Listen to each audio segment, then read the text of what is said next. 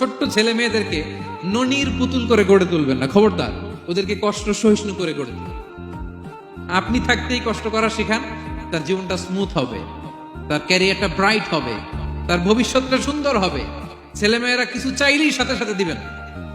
অনেক বাবা মা আছে এত আদর করে, এত বেশি আহ্লাদ করে, যা চায় তাই দেয়, পরে হিতে বিপরীত হয়, ঠিক কিনা?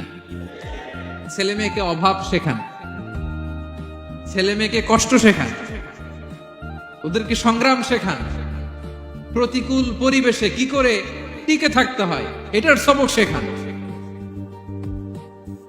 সেদিন লোকমান তাই করলেন, ছেলেদের সবর শিখাইলেন যে বাবা ধৈর্য ধারণ করো, আতঙ্কিত হবা না। জীবন এটা সহজ নয়, জীবন চলার পথ সহজ নয়, এটাকে সহজ করে নিতে হয়। কখনো সবর করে, কখনো ক্ষমা করে, কখনো অন্যকে ইগনোর করে, কখনো দোয়া করে, কখনো আল্লাহর উপর তাওয়াক্কুল করে, ঠিক কিনা?